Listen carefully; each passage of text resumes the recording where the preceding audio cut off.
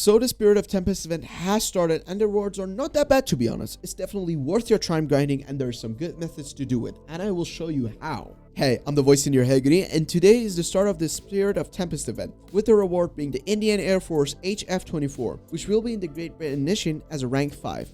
Now here's some stuff to know how these events generally work. So basically, once in a while, Gajin puts these events with special rewards. Most of them are vehicles. Examples are the T-34-88 Partisan, or the Kefir C-10 block, or the F-14A IRIAF. So yeah, basically how these events work is that you need to get a certain amount of mission scores. For this event, the example is 35,000 per day, per 2 day, and you need to have a rank 3 or above to be able to participate in the event. This event has 7 stages, and each stage has a stage reward, and if you finish all the 7 stages, you will receive the plane itself, and if you work an additional 600,000, Jesus Christ, that is so much. Anyway, if you work that amount, you will receive an upgrade coupon, which lets you to upgrade the plane and sell it on the marketplace. So when you receive the plane itself, you don't have the ability to trade it or sell it on the marketplace. For the first stage, you will receive a prize trophy box that will contain one of the following items on the screen. Then for the second stage, you will receive one of the emblems of the 10th or the 220th Squadron as your reward. If you continue on to the third stage, you will receive another prize trophy chest. Then on the next one is another Squadron emblem. On the 5th stage, you will receive another, you guessed it, prize trophy. Then on the 6th one, you will receive a profile icon named Indian Pilot. Then on the last stage, you will receive the HF-24 redeem card, which you can either upgrade it and sell it if you got the upgrade token, or use it and instantly earn the plane. Though you gotta pay for crewing it, so watch out. So a brief history class right here, sit tight while we go through this. In the mid-1950s, Focke-Wulf designer Kurt Tank, who had previously worked in Argentina, was invited in the position of chief designer at Hindustan Aeronautics Limited to design the first Indian-made combat aircraft. At the time, HAL engineers had some experience with developing piston engines, aircraft for training purposes, and licensed jet aircraft. In 1961, after building and testing a wooden glider demonstrator, the first HF-24 prototype was built. In 1964, that led to the Indians' first domestically designed combat aircraft, the HF-24 Marut. This is a subsonic strike aircraft with good acceleration, excellent controllability, and strong weaponry. No guided missiles though. Anyway, the HF-24 is a twin-engine aircraft that features swept wings and a fairly long fuselage, as you can see on the screen.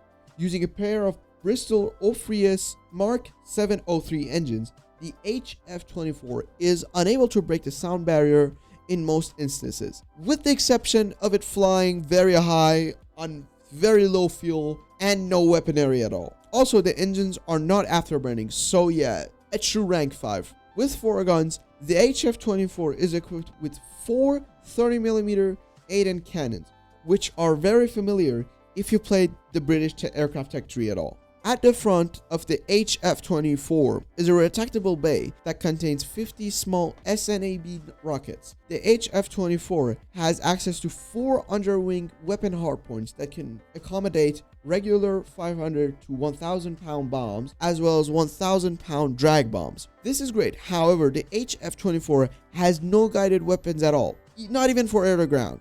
So yeah, I mean, this is kind of what rank 5 feels like in these days. On one hand, you have the F-2H, the F-84, the F-5 Panther, or the Me-262, or the MiG-15 that have no missiles, no countermeasures.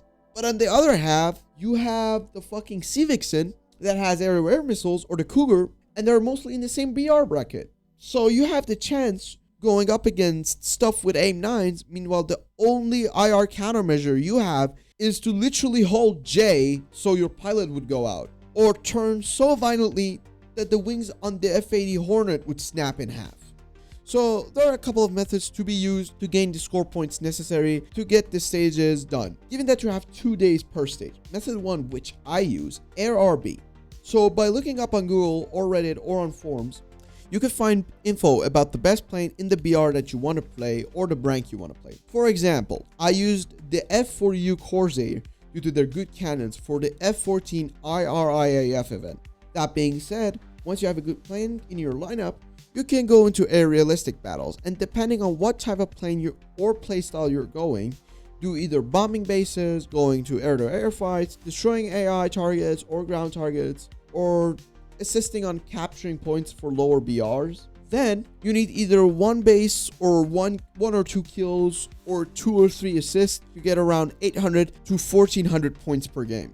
If you divide 35,000 to that number, that would be 25 matches for each stage, and for the entire event that would be 428 matches for the upgrade coupon as well. But this number is different on other game modes of air and can be affected by the rank of the vehicle you're playing. An example would be if you're playing less than rank 5, you get 1400 points. You will earn 1260 as the reward for a stage because it has a 0.9 multiplier. The second method is air sim.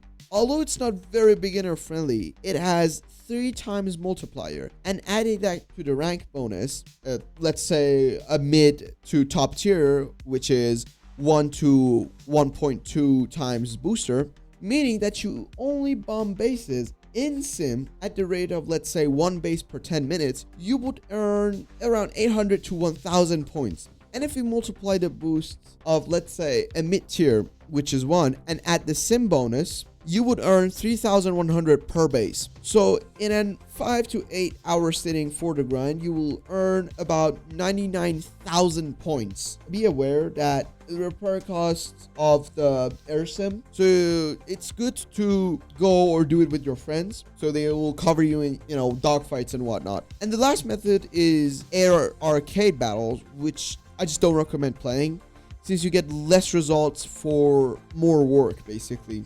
And the matches are way too long, so it's a waste of time. In terms of being worth the grind for this event, I would say yeah. If anything, most of these events are good things and let you to get either a free plane or a tank or ship or Gajin coins, which you can use to buy stuff on the market. Just a heads up, the event will end on June 5th, so remember to grind mostly on the first days of each stage to guarantee your win. Anyhow, I'm the voice in your head, Ghoody. If you like the video, like it. If you dislike it, dislike it. Over and out.